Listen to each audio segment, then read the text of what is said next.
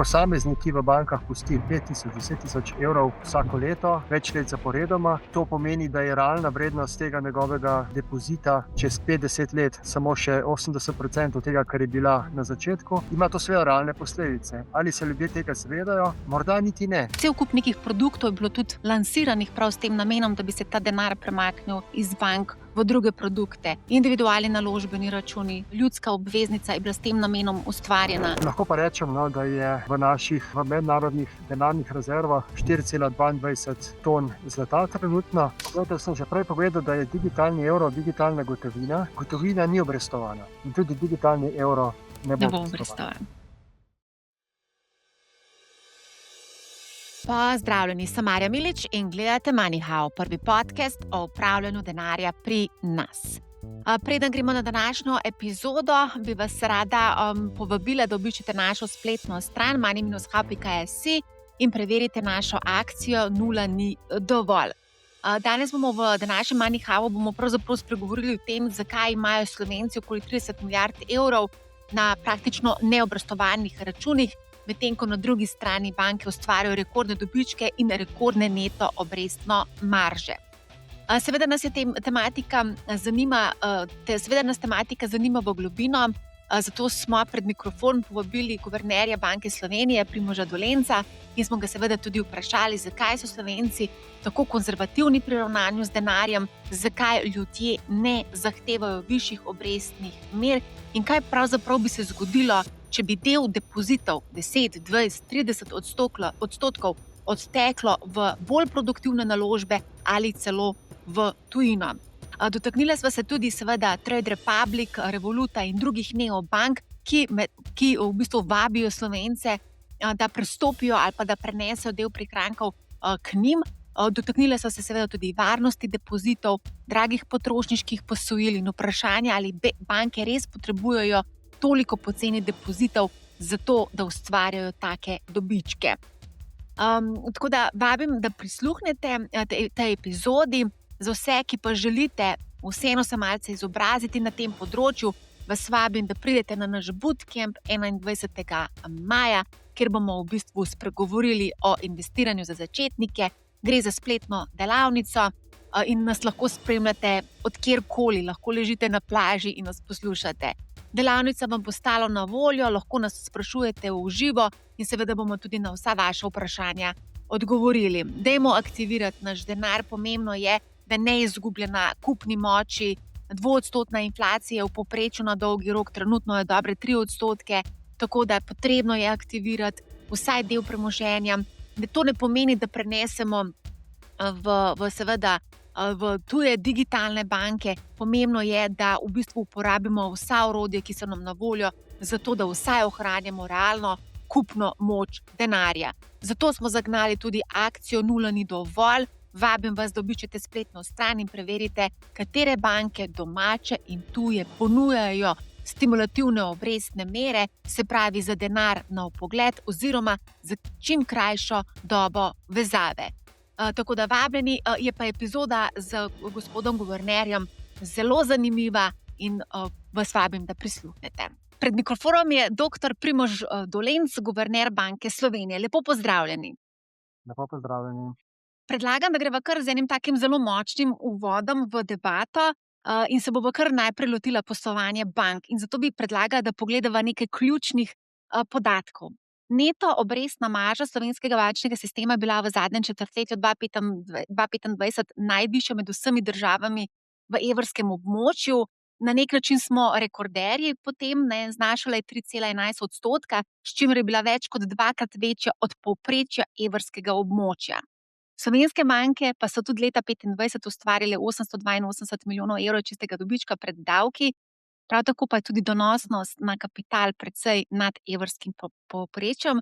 Imamo pa še en rekord, če ga lahko izpostavim, in sicer smo tudi po donosnosti na aktivi, torej return on assets, smo pravzaprav tudi rekorderji in ta donosnost na aktivo nam tudi sicer pove, koliko dobička banka ustvari z vsakim evrom, ki ga ima na bilanci. Zdaj, vprašanje, v kolikšni meri se lahko slovenske banke za nadpovprečno dobičkonosnost zahvalijo poceni viru financiranja v obliki bančnih vlog. gospodinjstev? Ja, to je precej kompleksna analiza, ki izhaja tudi iz naših podatkov. Bi pa rad na začetku povedal, da je za bančni sistem, za stabilnost bančnega sistema in tudi za varnost vlog zelo pomembno, da imajo banke v vsakem finančnem sistemu dobiček. Torej, da so dobičkonosne, zato ker dobiček krepi poslovanje bank in nekako krepi robustnost bančnega sistema. Kar se tiče poslovanja, je pa res, da je slovenski bančni sistem v zadnjih letih izjemno dobičkonosen. Leti 23 in 24 sta bili rekordni, zgodovinsko gledano, po dobičkih. Leto 2025 nekoliko manj, pa še vedno je bilo stanje zelo dobro. Omenjala ste tudi neto obrestno maržo in druge podatke, kar vse drži, bi pa poskušal to razložiti nekako v kontekstu. Zdaj v Sloveniji je bančni sistem klasičen bančni sistem, torej banke sprejemajo v osnovi depozite in dajejo posojila. Pod kakšnimi pogoji dajejo posojila in pod kakšnimi pogoji sprejemajo depozite, je stvar tržnih silnic, imamo tržno gospodarstvo in banke se pač prilagajajo zahtevam ali pa zahtevnosti svojih strank, tako na aktivni kot na pasivni strani. Zdaj, na aktivni strani so stranke, tako varčevalci, kot tudi podjetja precej zahtevna, zelo sprašujejo, kakšne so obrestne mere, zahtevajo več ponudb, še posebej velika podjetja imajo tudi veliko tržno moč. Medtem ko na pasivi smo pa očitno Slovenci precej konzervativni, precej nezahtevni. Slovenske banke imajo izredno veliko depozitov, kar je izjemno dobra novica. To pomeni, da Slovenci, tako fizične osebe kot tudi podjetja, zaupajo bančnemu sistemu. Zaupajo mu celo toliko, da so od finančne krize bistveno več depozitov odložile oziroma pustile v bankah, kot so na primer banke imele v času finančne krize posojil s strani tujih bank, tistih kratkoročnih, ki so tudi povzročale določene likvidnostne težave. Skratka, depoziti se v Sloveniji konstantno v zadnjih 5, 10, 15 letih povečujejo, tudi v času različnih izzivov, kriz, od pandemije dalje so se vloge povečevale. Je pa res tudi to, da je struktura teh depozitov v Sloveniji precej zanimiva, če temu tako rečem. Največji delež teh depozitov je vpoglednih vlog. Skoraj vse vloge bi pravzaprav lahko rekli, da so vpogledne, ali pa skoraj 90%, za razliko od povprečja v Evropski uniji, kjer je ta delež precej nižji, med 50 in 60%. Zakaj je tako, je zanimivo vprašanje. Lahko se vprašamo, ali je to posledica finančne nepismenosti, ali je to morda posledica kakšnih drugih dejavnikov. Jaz bi rekel, da je takšno stanje, v katerem smo, da je posledica različnih dejavnikov. Najprej lahko rečemo, kar sem že na začetku omenil, da je slovenski bančni sistem pač klasičen bančni sistem. Imamo univerzalne banke z depoziti in posojili. Ni povsod tako, v Ameriki, v Veliki Britaniji je finančni sistem drugačen, v kontinentalni Evropi je sistem podoben kot pri nas. Torej, večja večina financiranja bank prihaja iz vlog. Potem lahko omenim tudi zgodovinski kontekst. Slovenija je šla iz bivše socialistične države, kjer smo imeli poseben odnos do varčevanja, sicer ne do varčevanja v lastni valuti, ampak v tuji valuti. Imeli smo svoje depozite oziroma svoj denar shranjen bodisi doma pod žimnico ali pa v bankah, drugih naložb praktično nismo imeli. In to je bilo do 35 let nazaj. Slovenci nismo imeli drugih naložb kot depozite in nepremičnine. Potem se je zgodila privatizacija, imeli smo lastninske certifikate, ene zgodbe so bile bolj uspešne, druge manj uspešne. Potem se je zgodilo tudi to, kar smo imeli nekako v začetku tega tisočletja, torej IPO nove KBM, in vemo, kaj se je zgodilo potem v letih 13-14. Torej, ta projekt je bil v bistvu se je zaključil neuspešno in se mi zdi, da je neko nezaupanje obstaja v druge oblike varčevanja in posledično imajo ljudje več depozitov v bankah. To se sicer malce spreminja, bo lahko kasneje kaj rekla. Zdaj, zakaj je pa toliko vpoglednih vlog, to pa je pa resna uganka, oziroma se vprašamo, zakaj ljudje to dopustijo.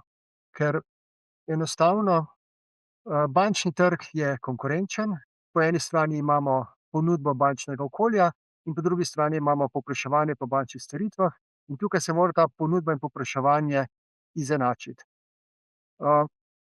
Seveda bi si mi kot nadzorniki želeli, da je teh depozitov več v obliki vezanih depozitov, ker to tudi ohranja nekako boljšo strukturo bančnega sistema, pa vendarle očitno varčevalci niso zahtevni, da bi take produkte zahtevali po višjih obrestnih merah, banke pa tudi niso motivirane, da bi ljudi privabljale v takšne oblike vezav sredstev, kot morda še 20 let nazaj, ko je bilo tega bistveno več v našem sistemu.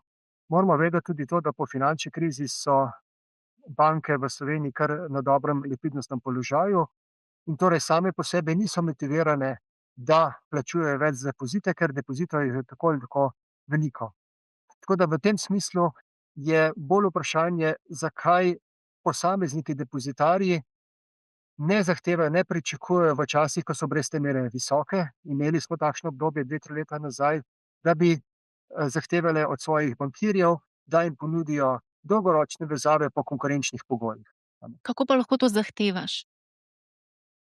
Ja, to je, Težko ne. to je ponovno dobro vprašanje, mi kot nadzorniki tega ne moremo zahtevati. Če bi se pa več posameznikov, tudi podjetij, odločilo, da bo svoje prihranke odneslo mogoče na druge trge, v druga bančna okolja, tudi izven Slovenije, ali pa morda iz ene banke v drugo, zato ker ena banka ponuja boljše pogoje, potem bi se pa to nekako zgodilo. Težko pa vsak posameznik seveda to zahteva, gre pač za vprašanje večjih komitentov kot prvo in potem sledijo tudi manjša. Večkrat ste namreč zdaj izpostavili, da smo Slovenci nezahtevni, ampak po drugi strani pa govorite, da v bistvu zaupamo bankam, a ne, vprašanje je zdaj tukaj, ali ta nezahtevnost nam škodi kot kot komitentom bank, a nam škodi ta nezahtevnost, ker denar puščamo na banki, ki zaradi inflacije konec koncev izgublja na kupni moči. To se mi zdi, da so neke osnove finančnega opismenjevanja, da vsi v bistvu se zavedajo, kakšne so posledice za našo kupno moč, če naš denar nič ne dela. Nedvomno so te odločitve imajo nedvomno določene posledice, predvsem na kupni moči. V kolikor je inflacija relativno nizka, potem je ta posledica manjša, v časih nekoliko višje inflacije je pa ta upad kupne moči precej večji. Mi smo imeli v Sloveniji tudi določena obdobja, na žalost, precej previsoke inflacije in takrat je kupna moč tega denarja, ki leži na bankah, bistveno se upadla. Zdaj, ali se ljudje tega zavedajo, to je seveda nekaj, na kar morajo ljudje sami odgovoriti, je pa to povezano s finančnim opismenjevanjem. Če posameznik, ki v bankah pusti 5.000, 10.000 evrov vsako leto, več let zaporedoma, in to pomeni, da je realna vrednost tega njegovega depozita čez 50 let samo še 80% tega, kar je bila na začetku, ima to seveda realne posledice. Ali se ljudje tega zavedajo? Morda niti ne. Jaz sem prepričan, da smo se tega zelo zavedali v 90. letih ali pa v času, ko smo vstopali v Evropsko monetarno unijo, ko je bila inflacija daljše obdobje zelo visoka, takrat smo bili zelo previdni. Zdaj smo bili pa kar nekaj časa, precej let, z zelo nizko inflacijo in pri 2-odstotni inflaciji se pa ta učinek izgubljanja kupne moči denarja zmanjša. Tako da je mogoče tudi to posledica. Nedvomno pa seveda se morajo ljudje zavedati, da so tudi druge opcije, morajo povprašati v bankah. Banke recimo povedo, da imajo tudi določene produkte, ampak ljudje ne povprašujejo. Tako da tudi ta vidik je morda zanimiv, zakaj ljudje enostavno ne grejo v banko in povprašajo, kakšne pa imate alternativne naložbe, koliko pa bi dobil za 1 leto, 2 leti, 5 let in tako naprej. A ne. In sem prepričan, da so tam depozitne obrestne mere nekoliko višje, ne sicer morda tako visoke kot kje drugje, ampak če niti ne povprašajo, potem ne morejo niti dobiti dobre ponudbe. Eno vprašanje. 30 milijard evrov imamo v bistvu vlog prebivalci na bankah. Ja. Od tega je, mislim, da 86% neobrestovanega. Kaj mislite, kako bi lahko premaknili ta denar? Dostikrat se pogovarjamo o tem, da pač cel kup nekih produktov je bilo tudi lansiranih prav s tem namenom, da bi se ta denar premaknil iz bank v druge produkte. Individualni naložbeni računi so bili s tem namenom ustvarjeni, ljudska obveznica je bila s tem namenom ustvarjena. A smo kaj naredili s tem? A se ljudje zavedajo tega, da je treba denar aktivirati, ali še vedno ostajamo zvesti banki in pa neobrestovanemu denarju? Ja, podatki kažejo, da smo še vedno zelo konzervativni, se pa stvari premikajo, to pa tudi treba povedati. Zdaj, kar nekaj iniciativ je bilo v zadnjih letih precej dobrih na področju razvijanja kapitalskega trga. Mislim, da je to nekaj, kar mora Slovenija kot država nadaljevati. Vse pa ne moremo pričakovati, da se bodo stvari spremenile čez noč. A ne. Zdaj, za zaupanje je značilno to, da se zelo počasi gradi, zelo hitro se ga izgubi. In to velja tudi za kapitalske trge. Kot rečeno, mi smo v 90. letih postopno gradili zaupanje kapitalskih trgov, pa je bilo kar nekaj obdobij, ko je marsikateri investitor, velik ali manjši, izgubil precej velik del svojih prihrankov, tudi na račun mogoče nespametnega investiranja ali pa zunanjih dejavnikov. In zgraditi ponovno zaupanje nazaj se ne more zgoditi na ukaz države, niti se ne more zgoditi na ukaz centralne banke, ampak se gradi postopno. In iniciative, kot so, na primer ljudska obveznica in podobno, so zelo dobre pri razvijanju tega splošnega zavedanja, kaj kapitalski trgi so, da obstajajo alternative, da ni alternativa bančnim depozitom samo nepremičnina in podobno, ampak sem prepričan, da bo to trajalo precej dolg časa. To zaupanje, to spremembo miselnosti lahko dosežemo preko generacij. Mladi danes, ki imajo manjše prihranke, ki mogoče se šele učijo finančnih produktov, bodo čez 10, 20 let, ko bodo imeli to najbolj produktivno obdobje svojega življenja, ko bodo varčevali, bodo imeli pač priložnost investirati v druge produkte. Tako da to nedvomno se gradi leta in leta. Banke so v bistvu pomemben igralec na našem trgu in pač pri razvoju tudi domačega kapitalskega trga. Zdaj me pa zanima, a so mogoče banke tudi v konfliktu, ker pač primarno si seveda želijo poceni vira financiranja, kot so recimo depoziti, pri razvoju tega domačega kapitalskega trga. No, nedvomno obstaja nek trade-off tako za banke, kot tudi za vse ostale. Če bi bil večji del teh vlog na nekem drugem področju finančnega sektorja, bi banke del teh vlog izgubile. Zdaj, v Sloveniji imamo nekako srečo, v bančnem sistemu je izredno velika likvidnost, naše banke so izjemno likvidne, ene izmed najbolj likvidnih v Evropi, in seveda tudi to je razlog, da je cenovna politika bank na področju depozitov takšna, kakršna je. Tako da jaz ne opažam, da bi se banke aktivno trudile zavirati prebivalstvo ali podjetja, da iščejo druge poslovne priložnosti. Ravno obratno, imamo kar nekaj aktivnosti, tudi poslovnih bank, na področju kapitalskega trga, tudi vse te aktivnosti, ki so v zadnjih letih se dogajale s strani pristojnih v Sloveniji, torej Ministrstvo za finance in podobne, Ljubljanska borza, niso nekako šle mimo bančnega okolja. Tudi individualni naložbeni računi se odpirajo v poslovnih bankah in podobno. Tako da tukaj ne bi mogel delati krivice bančnemu okolju, da zavira, a ne. Je pa seveda vprašanje, ali aktivno spodbuja.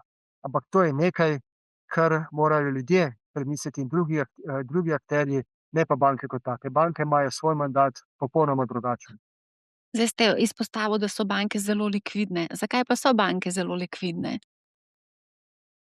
Ja, gre za dvojni razlog, vsaj dvojni razlog. Po eni strani, kot smo se že prej pogovarjala, gospodinjstva in podjetja izjemno zaupajo bančnemu okolju in vse svoje prihranke ali pa veliko večino svojih prihrankov puščajo v bančnem okolju v obliki takšnih in drugačnih vlog. To je na strani pasive. Na strani aktive pa imajo slovenske banke v zadnjih letih po finančni krizi kar veliko izzivov, kam bi ta sredstva, ki jih dobijo od varčevalcev, plasirala. Torej banke seveda lahko plasirajo svoja sredstva v različne aktive, bodisi v posojila, kar primarno delajo, ali v vrednostne papirje ali karkoli drugega. In mi opažamo v naših analizah, pa tudi po pogovorih z bankirji, da enostavno investicijskih priložnosti za banke, za te klasična posojila, nažalost upada. Tudi struktura posojil se je od finančne krize bistveno spremenila. Danes se velika večina posojil gospodinjstev, torej so stanovanjska, pa so potrošniška, posojila nefinančnim družbam, torej posojila podjetjem, pa so v zadnjih 10-15 letih bistveno upadla. Torej, gre tudi za vprašanje, kam lahko banke sploh svoj denar plasirajo. In ker je takšno veliko zaupanje gospodinjstev, podjetij v banke prihaja velika količina denarja in potem se banke sprašujejo, kam lahko ta denar dajo. In seveda morajo upoštevati vsa pravila upravljanja tveganj, morajo biti varne, depoziti varni in tako naprej. In izbirajo tista posojila oziroma tiste naložbene priložnosti, ki pridejo v okvir njihove poslovne politike. Eno vprašanje se mi je zdaj porajalo, ko o tem razlagate, in sicer banke v bistvu financirajo dolgoročna posojila s kratkoročnimi vpoglednimi vlogami. A bi se lahko tukaj recimo Banka Slovenije angažirala in izboljšala to ročnostno strukturo? In kako? Ja, zdaj gre za klasično vprašanje finančnega posredništva. Banke so finančni posrednik per se, ki nekako tudi transformirajo finančna sredstva od kratkoročnih, razdrobljenih sredstev, kjer posamezniki ne želijo tvegati, v dolgoročna sredstva, večjih zneskov, torej večja posojila, ki so nekoliko tvegana. To je klasičen bančni posel, ki ga bankirji opravljajo praktično že stoletja. Seveda gre za vprašanje upravljanja tveganj bančnega okolja. Tukaj so predpisi zelo strogi. Gre za vprašanje seveda tveganja financiranja, likvidnostnega tveganja, tudi kreditnega tveganja. In banke imajo svoje lastne politike, kako se to upravlja, in tudi mi jim predpisujemo. Seveda bi si vsi želeli, da je tega dolgoročnejšega vira financiranja več v bančnem okolju, ampak po drugi strani pa tudi vemo, da banke znajo upravljati to transformacijo med kratkoročnimi vlogami in dolgoročnimi naložbami. Tako da mi imamo svoje nadzorniške aktivnosti, svoja pravila, ki jih bankam predpisujejo, banke imajo svoje upravljanje tveganj in v nekih normalnih okoliščinah je takšna struktura bančnega sistema sicer ni idealna, ker imamo toliko vpoglednih vlog, ni pa tvegana v tej smeri, da bi mogli kaj aktivno ukrepati. Seveda pa se vprašanje postavi v primeru kakšnih kriz, likvidnostnih kriz in podobno, ko bi te vpogledne vloge bežale iz bančnega okolja. Potem se pa vprašamo o tem, kaj se zgodi, če pride do navala na banke. Ampak mi smo ugotovili v zadnjih 5 ali 6 letih, ko smo imeli razne izzive v bančnem okolju, od pandemije, potem propada SVB banke v Ameriki, tudi Credit Suisse je šel po podobni poti, potem smo imeli napad v Ukrajini in tako naprej. Ugotovili smo namreč to, da posamezniki in podjetja tudi v takih zapletenih okoliščinah zaupajo bančnemu sistemu. Zakaj zaupajo? Zato, ker zaupajo bančnemu okolju, zaupajo pa tudi v to, da bo ta varčevalna shema, ki jo imamo, oziroma da bo ta državno jamstvo, ki velja za vloge posameznikov do 100 000 evrov, efektivno. In velika večina posameznikov v Sloveniji ima depozitov do te meje 100 000 evrov in ta so še posebej varna. In to različni dejavniki so, ki vplivajo na to, ampak kot rečeno, banke s trenutno strukturo posebnih težav v upravljanju tveganj kljub vsemu nimajo.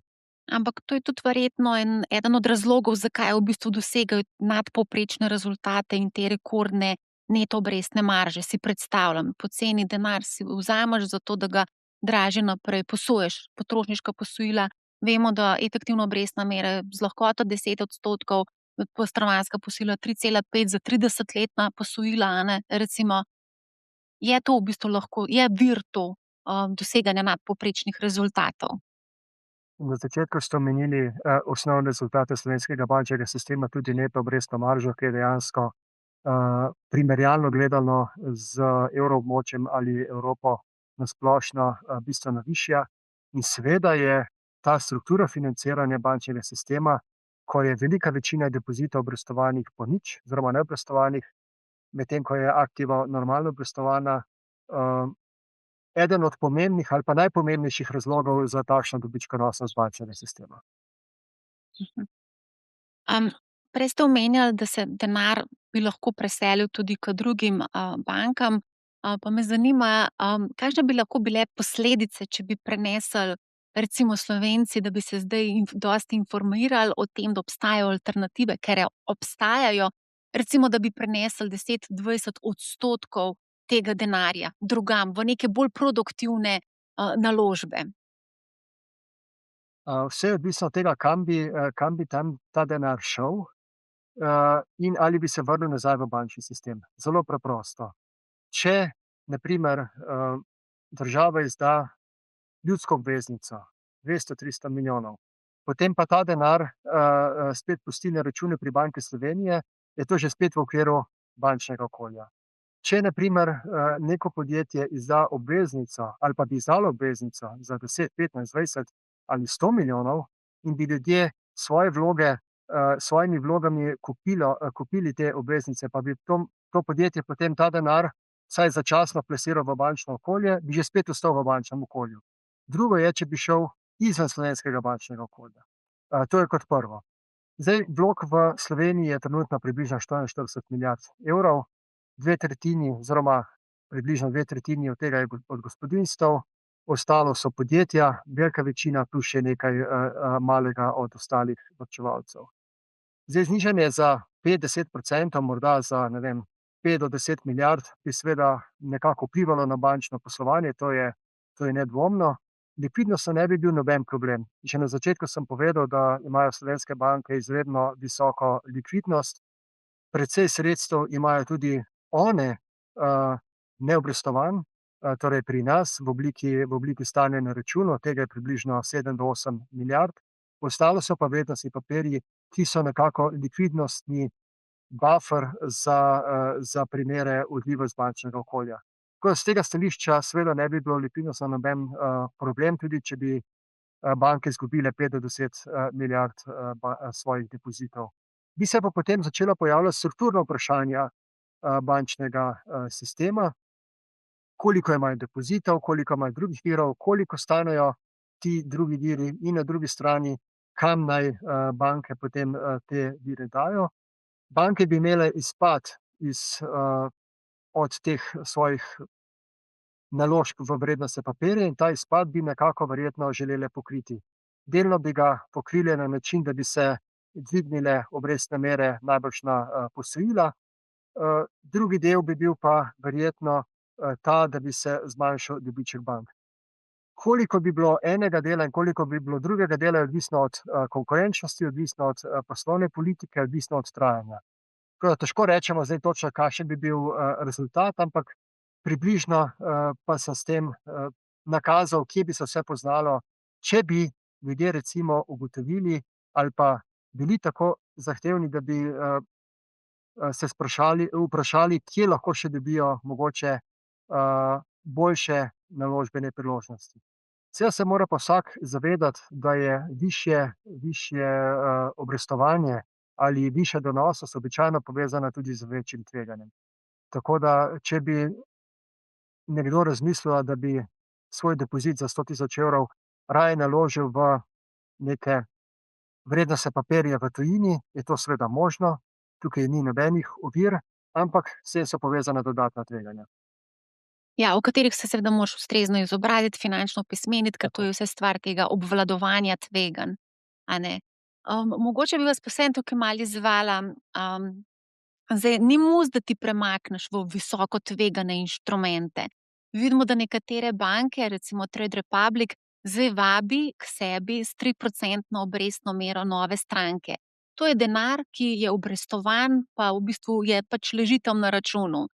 Kako pa gledate na recimo te ponudnike neobrokerje, ki v bistvu poskušajo z eno tako, s tako ponudbo zvabiti Slovence v njihovo banko, ali pa vsaj del prihrankov preusmeriti, v njihovo banko?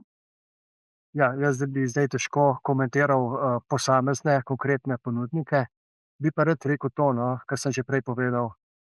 Vsak posameznik, ki se odloča za alternativne naložbe, pa naj bodo to alternativne naložbe v drugih bankah, v bankah v Sloveniji, v mogoče kakšnih alternativnih bankah, spletnih bank in tako naprej, ali kakšne bolj drzne investicijske produkte, se mora zelo dobro pozanimati, kakšna so tveganja.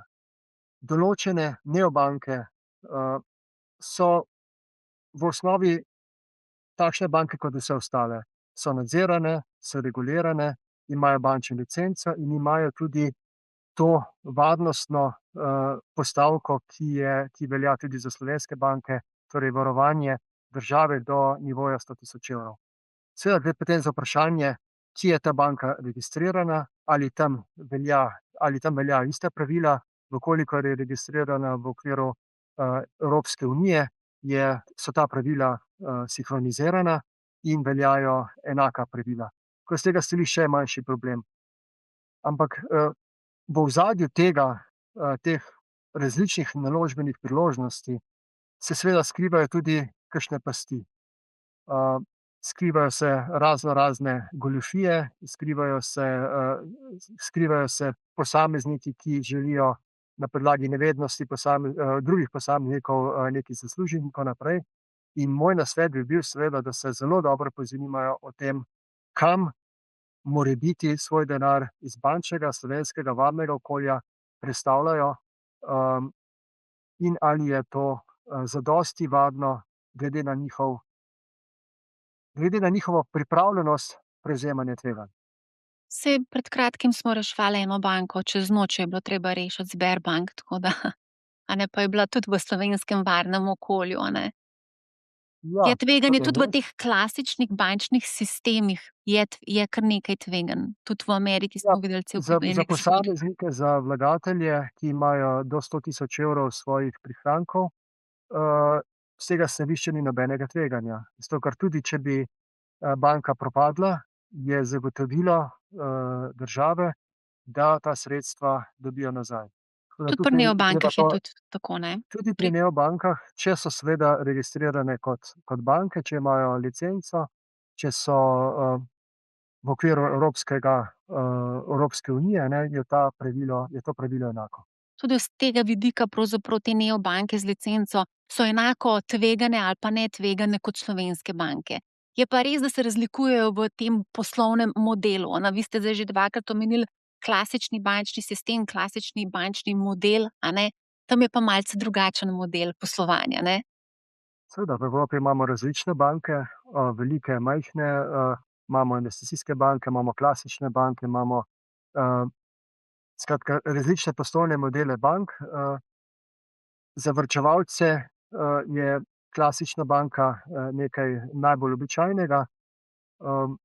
Tja dajejo vloge in se ne ukvarjajo s tem, kakšna so tveganja. ker so tiste njihove vloge zavarovane. Če pa grejo v kakšne druge bančne produkte, ki tudi obstajajo, ne, pa ta varovanje do 100 000 evrov ne velja, če so investicijski papirji odzadaj in podobno. In v tem primeru morajo biti zelo dobro izobraženi, kam in kako svoje prihranke dajo. Dobro, to itak velja, če greš izven, če greš na kapitalski trg investirati, da je pač treba se ustrezno izobraziti. Ne. A vas lahko nekaj izzovem? A imate mogoče vi kakšno neobanko? Račun pri neobanki? Zdaj, jaz se ne bi opredeljeval, kakšne račune že Okej. imam. Jaz lahko rečem samo to, da zaupam v banke, ki delujejo v evrskem območju. Te najbolje poznamo. Kar se pa tiče izbire, smo pa vsi, ki smo na teh položajih, relativno omejeni pri naših izbirah, tako bank kot tudi naših investicijskih odločitev. Moram vas še nekaj vprašati, ker to pa v bistvu je nekako namignil gospod Brodnjak, predsednik uprave NLB-ja. In sicer on je povedal, kar ste tudi konec koncev vi povedali na nek način, če bi prišlo do povečanega odtoka depozitov domačih komitentov, da bi se lahko posledično podražila posojila. Zdaj, ko pa pogledamo potem podatke, vidimo, da je vlog, kar ste tudi sami povedali, nebančnega sektorja za 44,5 milijard evrov, kreditov pa za 30 milijard, torej likvidnostni presežek v sistemu je okrog 14 milijard. Ali bi se res podražila posojila, če bi denar odtekel oziroma šel v neke produktivne naložbe, kar nekaj jih je zdaj na voljo. Imamo zakladne menice, imamo obveznice, imamo tudi neobanke konec koncev, imamo individualne naložbene račune, ki prinašajo davčne ugodnosti. Se pravi, je res možno, da bi se posojila podražila zaradi tega? Pri tem gre za vprašanje obsegov. Če bi se iz bančnega okolja premaknilo en manjši del teh depozitov, seveda ne bi bil noben problem. Banke bi te odlive krile iz svojih likvidnostnih rezerv, imele bi nekoliko drugačno strukturo na pasivi, pa bi še vedno dobro poslovale. V kolikor bi pa imeli večji odliv, ponavljam, ne bi bil likvidnostni noben problem, bi pa to neposredno takoj vplivalo na bančno poslovanje, ker bi banke izgubile del teh prilivov oziroma prihodkov iz naložb, ki jih imajo banke v obliki likvidnih vrednostnih papirjev. In to bi verjetno želeli nekako nadomestiti. Koliko bi to uspelo nadomestiti z dvigom aktivnih obrestnih mer, je vprašanje, glede na to, da imamo zelo konkurenčen trg v Sloveniji in da nimamo toliko naložbenih priložnosti bank kot takšnih. Po drugi strani bi se pa del tega odliva poznal na dobičkonosnosti bančnega sistema. Torej, sta pravzaprav dve poti, ki bi se lahko zgodile, dve skrajnosti. Po eni strani se ne bi zgodilo nič na obrestnih merah, po drugi strani bi se vse to prelilo v povišanje obrestnih mer. Verjetno je pa realnost nekje vmes, da bi banke delno znižale svoj dobiček iz poslovanja, delno bi pa skušale to prenesti na komitente, ki si pri bankah sposojajo preko dvigov obrestnih mer. Zdaj, tako ko vas poslušam, pravite, da je pomembna dobičkonosnost bank. To je bila pravzaprav ta prva stvar, ki ste jo izpostavili. Zato se jaz v bistvu vprašam, a vam je sploh v interesu, da se premaknejo da se vsaj del depozitov premakne v bolj aktivne naložbe, ki pač, ker konec koncev tukaj ljudje dejansko izgubljajo denar. Saj ste sami povedali, da po parih letih je samo še 80% kupne moči, po 40 letih se kupna moč dobesedno tistega našega denarja na banki prepolovi. A je sploh v interesu Banke Slovenije, ki finančno opismenjuje različne generacije, da pač ljudje premaknejo denar iz teh naložb oziroma iz teh vlog v malo bolj produktivne, pa četudi je to vezana vloga na banki? Zdaj, naš osnovni namen, kar se tiče poslovanja bank, je zagotavljanje finančne stabilnosti. Finančna stabilnost se zagotavlja preko različnih kanalov. En pomemben kanal je tudi to, da se ljudje zavedajo tveganj v bančnem okolju, da poznajo finančne produkte in tako naprej. To je en del finančne pismenosti, ki lahko pomaga k finančni stabilnosti, kar je naš osnovni mandat. Po drugi strani pa ta naš mandat zagotavljamo tudi z ustreznim nadzorom bančnega poslovanja. In nadzor bančnega poslovanja pomeni tudi nadzor tako aktive, torej tako posojilnega portfelja kot drugih naložb, kot tudi pasive. Torej, mi se ukvarjamo z vsemi vrstami tveganj v bančnem okolju, ena od tveganj je tudi tveganje financiranja. Tveganje financiranja nastane, vkolikor je ročnostna struktura depozitov neprimerna. In seveda stališče upravljanja tveganj, stališče zmanjševanja tveganja financiranja, glede na to, kakšna imajo banke posojila, dolgoročna in tako naprej, je smiselno, kar sem tudi že na začetku povedal, da bi se vsaj del teh vpoglednih vlog nekako spremenilo v vloge, če že ostajajo v bančnem okolju, ki so daljše ročnosti. To bi bankam olajšalo nekako upravljanje finančnega tveganja v smislu tveganja financiranja. Tako da moramo imeti neko pravo razmerje med pasivo in aktivo, tudi po ročnosti. Tako da s tega stališča, kot sem povedal že na začetku, je seveda interes tako nadzornika kot tudi bančnega okolja po eni strani, da nekako izobrazi posameznike, da ponudi bančno okolje na dolgi rok neke produkte, ki bi omogočili, da bi posamezniki lahko tudi za dalj časa svoje vloge vezalo, ne. Zdaj, pomemben del bančnega poslovanja je seveda zaupanje. Trenutno je tako, da ljudje bankam zaupajo, vejo, da so njihovi prihranki varni, vendar se lahko nekako čez 5-10 let vprašajo: "Aha, moja banka mi je ponudila takšne pogoje za moj denar v bančnem okolju, da niso bili konkurenčni, da sem precej izgubil in morda nekoč ne bo več takšnega zaupanja." Zato morajo banke graditi s svojimi komitenti zelo dolgoročni, zdrav poslovni odnos. Zdaj, mi vemo, da ljudje zelo neradi spreminjamo svoj bančni račun oziroma svojo banko. Ko smo na neko banko navajeni, smo tam zelo dolgo časa.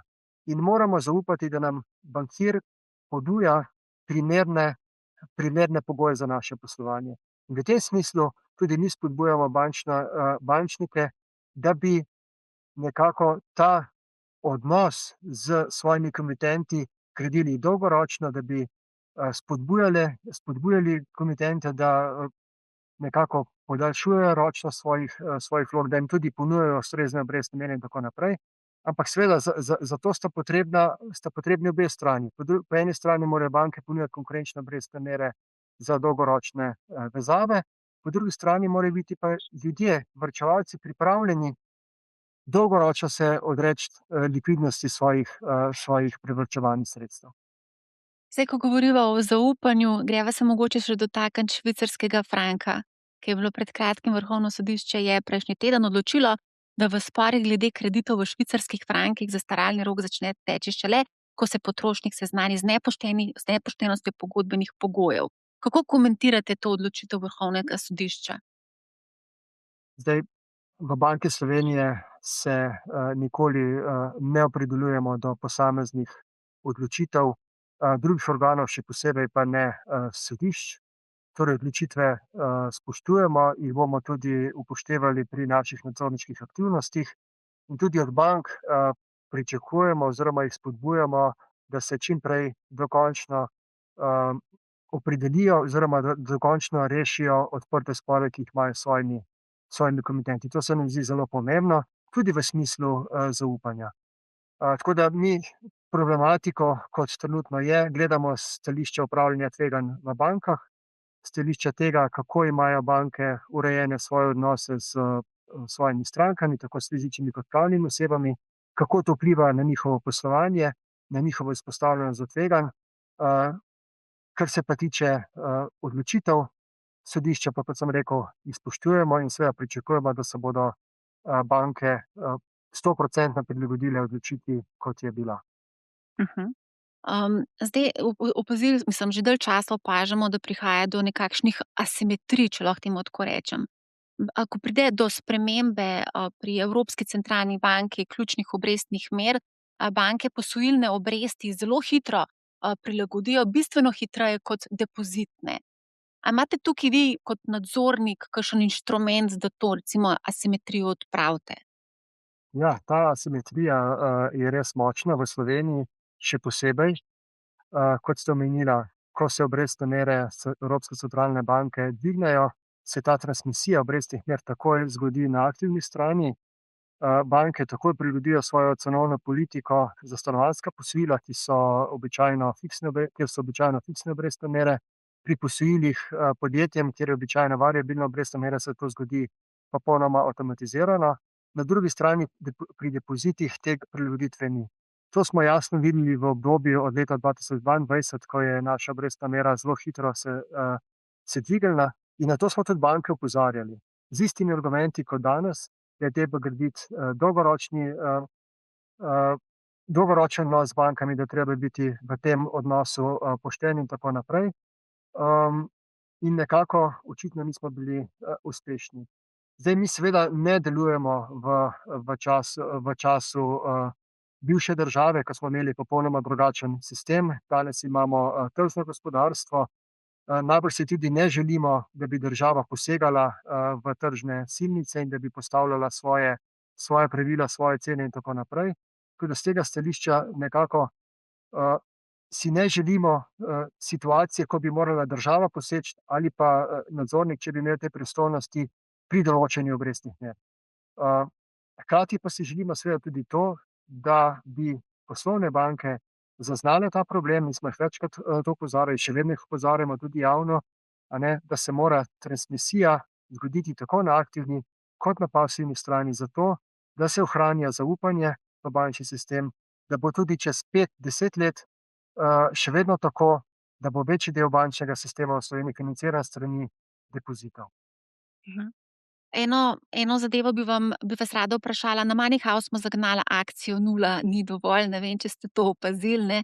Ampak želimo ljudi, ki imajo denar na banki, da se v bistvu zavedajo, kaj to pomeni za njihov denar. Se pravi, izguba kupne moči, na drugi strani pa tudi konec koncev posojila, ki jih najemajo in tudi za to plačujejo. In sem dobila tudi kar nekaj komentarjev in en komentar, ki je v bistvu pravzaprav resničen, no, in sicer, da v bistvu so posojila kar precej draga in poleg tega banke v bistvu zaračunavajo ne samo stroške odobritve posojila, vodenje računa, prisilijo te, kot napisala je tukaj komentar, da prisilijo, da odpreš pri njih račun in vse skupaj bi naneslo več, kot če bi plačeval zamudne obresti. Kako pa na to v bistvu se odzove recimo nek regulator?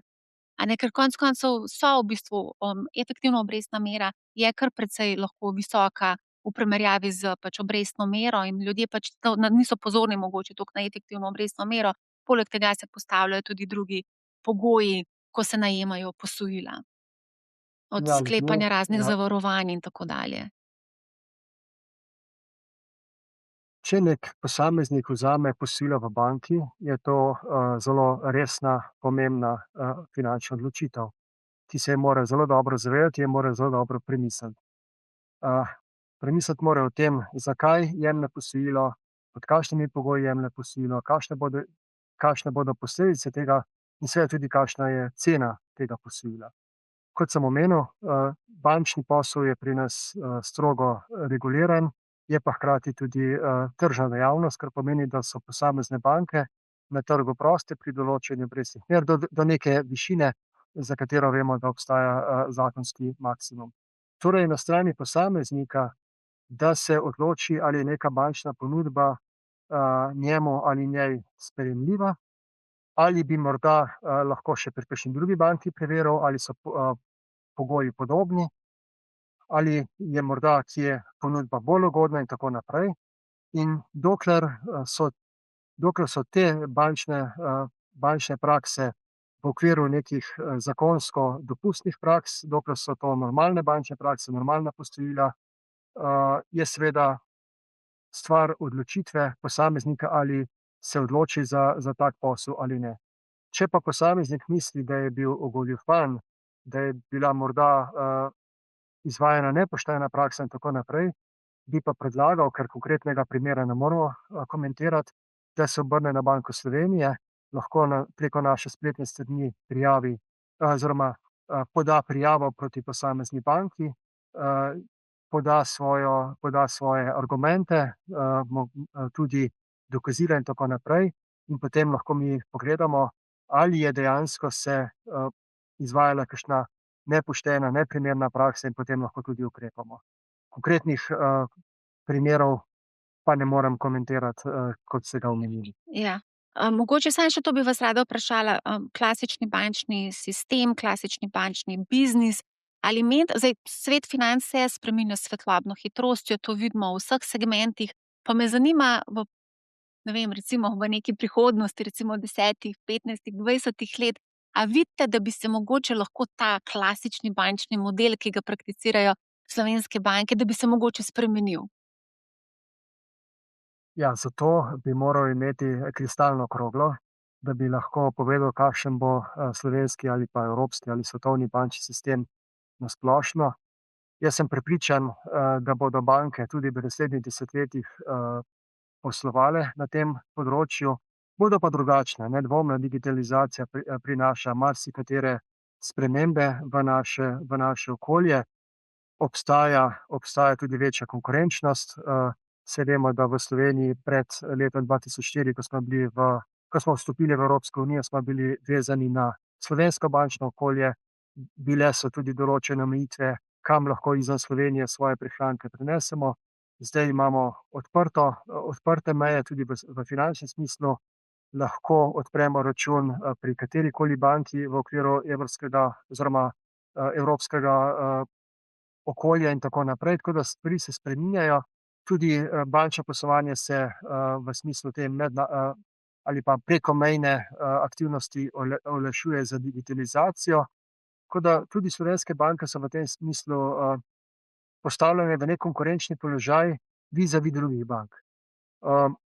Kot rečeno, jaz mislim, da je bančni posel tak, ki ima prihodnost. Brez bank si ne predstavljam nekega srednjeročnega obdobja ali dolgoročnega obdobja naslednjih nekaj desetletij. Vemo, da bančni posel, klasičen bančni posel že stoletja poteka po približno enakih pravilih, enakih uzancah, se seveda spreminja tehnološko, in si nekako ne predstavljam, da bi ta bančni del zaradi nekih finančnih inovacij in tako naprej kar izginil iz našega okolja. Bodo pa seveda banke morale se prilagajati tudi konkurenci, morda tudi drugih inštitucij oziroma drugih ponudnikov, ki niso samo bančne. To vidimo na primer pri plačevanju, pri neobankah in podobno. Zdaj ste omenjali finančne inovacije, digitalizacijo. Kje smo z digitalnim evrom in kaj to pomeni za Marijo pa Janeza? Se opravičujem, nisem slišal. Pravim, da zdaj, ko sva ostala pri finančnih inovacijah in pa pri digitalizaciji, me zanima, kaj se dogaja z digitalnim evrom, pa kaj to pomeni za Marijo pa Janeza, kako bosta onadva uporabljala digitalni evro in kdaj ga bosta lahko.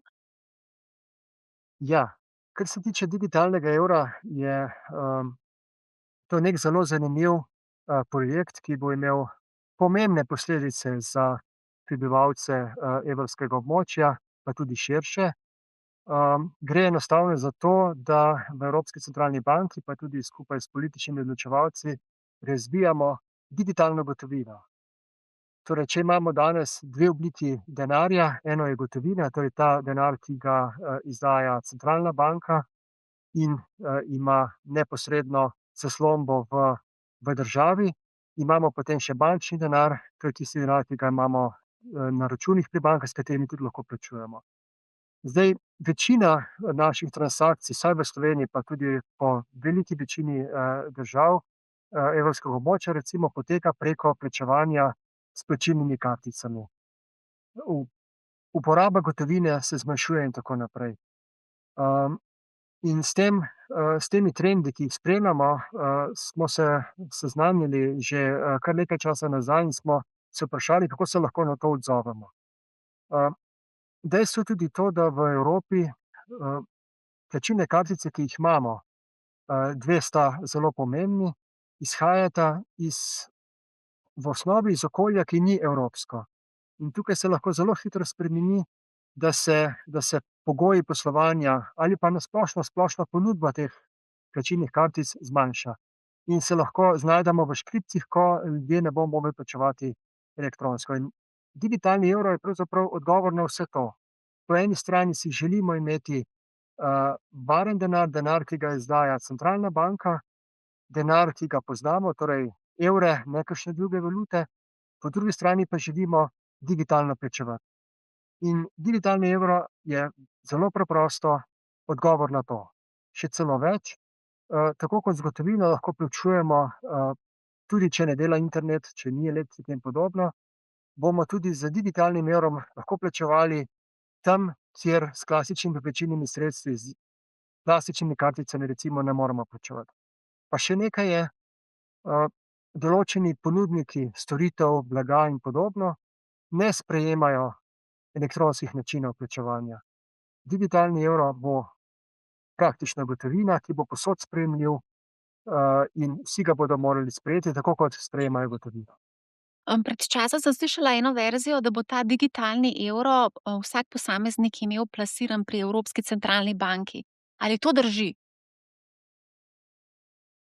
Zdaj tehnična rešitev, konkretna tehnična rešitev je, še v izgrajevanju, še v našem razmisleku, je pa že zelo daleč, ta naš osnovni razmislek, kako bo to teklo.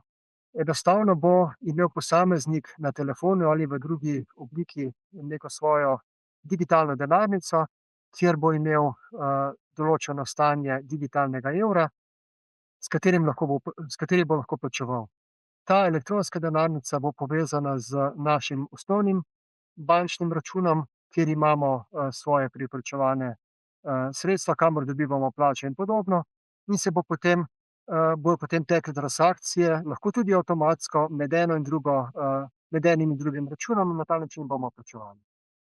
To me je bolj zanimalo s tega vidika, če bomo potem tudi deležni teh depozitne obrestne mere, ki jo banke dobijo pri Evropski centralni banki, recimo trenutno 2 %, ali ne? Ja, poglejte, sem že prej povedal, da je digitalni evro digitalna gotovina.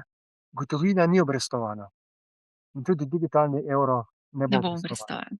Smo pa Tako bo v gotovino. bistvu odločitev posameznika, ali bo imel gotovino, digitalno ali klasično, ali pa stanje na svojem računu. Ja. Zdaj, omenili ste, uporaba gotovine je bila zdaj vpisana celo v ustavo, pa po uporabi gotovine mislim, da smo na drugem mestu takoj za Malto, se mi zdi, če se prav spomnim te, graf. Se pravi, Slovenci Ja, kar precej v uporabljamo Sloveniji se gotovino, to je gotovina kar, poanta. pogosto uporablja. So tudi druge države v, Evropi, kjer je gotovina zelo, pogosto uporabljena, medtem ko določene države imajo gotovino zelo redko še v uporabi, na primer skandinavske države, Danska in podobno. Tam praktično ljudje gotovine sploh ne uporabljajo več. Tako da prakse so različne. Naša naloga kot tistih, inštitucij, ki zagotavljamo plačevanje, ki zagotavljamo gotovino in podobno, je to, da ponudimo našim strankam, če temu tako rečemo, oziroma, prebivalstvu Evrope, alternativo. Torej, da jim ponudimo tako možnost plačevanja z gotovino kot tudi z digitalnimi oblikami. Samo še eno vprašanje imam, oziroma dve, pa sva pa zaključila. In sicer zanima me še zlato. Zdaj, v zadnjem času smo videli, da centralne banke so kar precej kopičile, zlata, pa me zanima, kakšno je stališče Banke Slovenije, koliko zlata imate, kje je to zlato shranjeno? Ja, zdaj zlato je seveda eno od, alternativnih investicijskih priložnosti, tako za posameznike kot za podjetja, pa tudi, za, centralno banko, če drugega ne. Zdaj v Banki Slovenije imamo, kar velik naložbeni portfelj, temu se rečejo, to so nekako devizne rezerve, ki, omogočajo, tudi neodvisnost centralne banke, tega je preko 6 milijard, in delno imamo seveda tudi, v teh naložbah, oziroma delno imamo naložbe tudi usmerjene v zlato. Struktura naših finančnih naložb se, z leti spreminja. Tukaj imamo zelo kompleksen sistem upravljanja, imamo tudi zelo, kompetentne eksperte, ki se s tem ukvarjajo, in lahko pa rečem, no, da je v naših, v mednarodnih denarnih rezervah 4,22 ton zlata trenutno. V lanskem letu smo količino zlata kar bistveno povečali za več kot 1 tono. In vrednost tega našega dela portfelja je približno 600 milijonov evrov.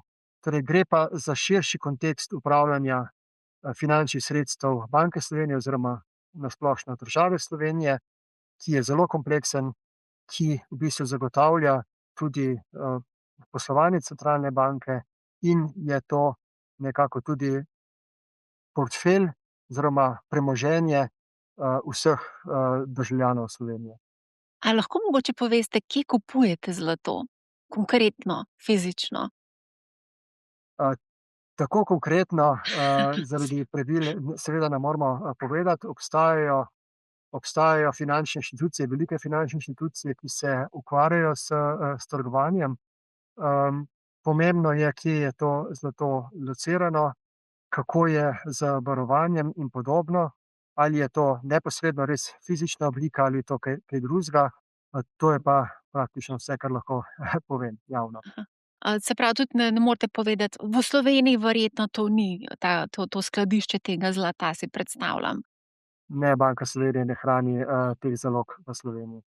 Evo, pa smo nekaj izvedeli, ne. Okej, a ste pozorni mogoče na ceno? Ker pač tako kot gledamo kopičenje teh zalog, se zdi, da centralne banke niso tako pozorne na ceno in da so tudi takrat, ko je bila cena rekordno visoka, še kar kopičile. Ste pozorni na ceno ali to ni relevantno? Seveda je tudi cena relevantna in kot rečeno, pri nas imamo vzpostavljen zelo kompleksen sistem upravljanja naših deviznih rezerv. Imamo zelo določene, jasne, kratkoročne, srednjeročne cilje. Proces upravljanja tega je večnivojski, torej na ravni ekspertov, na ravni menedžerjev in tudi na ravni celotne hiše, torej Sveta Banke Slovenije. Tukaj je naša naložbena odločitev ni vezana na doseganje kratkoročnih dobičkov, ampak je to strategija, ki je srednjeročno naravnana in ima jasno določene parametre, ki jim sledimo. Tako da ja, se ne odzivamo na kratkoročne skoke ali padce, ampak gledamo skozi daljše obdobje za doseganje našega cilja pri upravljanju finančnih naložb. A to pomeni, da ste tudi investirani v kakšne delnice, delniške ETF-e? Imamo tudi te naložbe v našem portfelju. Saj delno je naš portfelj razkrit v letnih poročilih. Nekaj let nazaj smo se odločili, da bomo razširili ta asortiman naših naložb tudi na delniški trg. Konkretno ne nalagamo na eno delnico posamično, ampak preko omenjenih ETF-a in podobno. To je delno v našem portfelju že kar nekaj časa. Je pa, kot rečeno, tudi ta del portfelja vezan na našo splošno naložbeno politiko in diversifikacijo premoženja.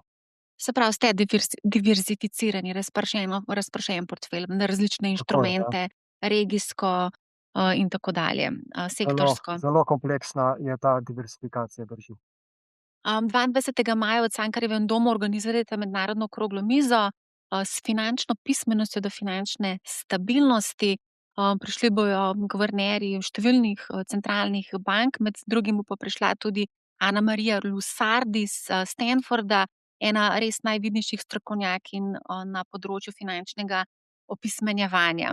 A lahko mogoče par besed rečeva o tem dogodku, kaj lahko pričakujejo obiskovalci tega dogodka, pa konec koncev, kako se pravzaprav Banka Slovenije, pa ne samo Banka Slovenije, tudi druge države lotevajo finančnega opismenjevanja, ki ne sme zajemati, predstavljam si, samo poznavanje bank in bančnega sistema, ampak je to širša zadeva, no.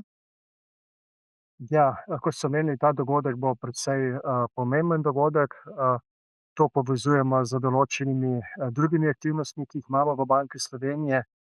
Naš osnovni cilj finančnega opismenjevanja je vplivati na finančno znanje posameznikov, od mladine do odraslih, do starejših in tako naprej. Enostavno zato, da bi znali varno upravljati s svojimi prihranki, s finančnim premoženjem. In s tem, kot sem že enkrat vmes povedal, s tem lažje dosegamo naš mandat zagotavljanja finančne stabilnosti. V Banki Slovenije imamo nekako 4 sklope finančnega usmerjevanja. Eni so izobraževalni dnevi v naših prostorih, potem delavnice po šolah, počitniški dnevi in podobno, to je prvi sklop. Potem imamo posebne projekte, pravzaprav imamo 2 projekta, Bodifin, ki ga organiziramo z Ministrstvom za finance, to je za osnovne šole, in potem Mojster digitalne prihodnosti, ki je projekt pod pokroviteljstvom predsednice države, in ta je namenjen za osnovne in srednje šole. Potem imamo tudi Muzej Banke Slovenije in imamo tudi medinstitucionalno sodelovanje. In seveda finančna pismenost je zelo pomembna, različne inštitucije se ukvarjajo v Sloveniji s tem. Mi lahko prispevamo tam, kjer je naš mandat, kjer se mi spoznamo, torej predvsem v smislu, kakšna je vloga bank, kakšni so različni bančni produkti, kakšna so tveganja in podobno. Lahko tudi razložimo, kakšno je gospodarsko okolje, v katerem odraščamo, živimo. Povemo, kaj je inflacija, kaj je gospodarska rast, kaj je zaposlenost, kakšne so obrestne mere, podobno. Povemo tudi, kakšne so alternativne možnosti varčevanju, kaj pomeni nizka obrestna mera, kaj pomeni prenizka obrestna mera vizavi inflacije, kaj je gotovina, kaj so elektronska plačila, kaj je digitalni evro in podobno. Skratka, na tem področju se zelo trudimo, seveda zato, da bi čim več ljudi pri čim več ljudeh dvignili znanje, kar se tiče finančnega trga, finančnega sistema in podobno. In ta dogodek je eden od teh, kjer bomo javnosti, širši javnosti, tako mladim kot starejšim, predstavili naše različne aktivnosti preko okrogle mize, pa seveda tudi predstavili pogled centralnih bank, pogled guvernerjev, pogled tudi drugih centralnih bank po Evropi, kako se lotevajo tovrstnih aktivnosti. Ja, mislim, da ste našteli zelo pomembne lekcije, ki jih morajo v bistvu spoznati mladi, tudi starejši, nekateri sploh ne, ker sploh te, kako pičijo denar na banki, treba vseeno malo izobraziti tudi v teh stvarih, tako da plemenito. Najlepša hvala za odlično debato. Hvala lepa za povabilo. Tako, to je bila epizoda z guvernerjem. O tej tematiki bomo zagotovo še govorili tudi v prihodnje. Če je izziv psihologija, strah, je potem mogoče rešitev naš dogodek, ki se bo zgodil 19. oktobra v hali Tivoli, Psihologija denarja z mojstrom Morganom Hauslom, ki nam bo v bistvu pojasnil, kje so tiste ovire, blokade, zakaj v bistvu ne moremo nekako iti izven teh bančnih okvirjev in seveda spoznavati ta čudoviti svet kapitalskega trga borze. Tako da vabljeni, da pridete na naš dogodek, poslušajte MoneyHow, ne bo vam žal in lep pozdrav!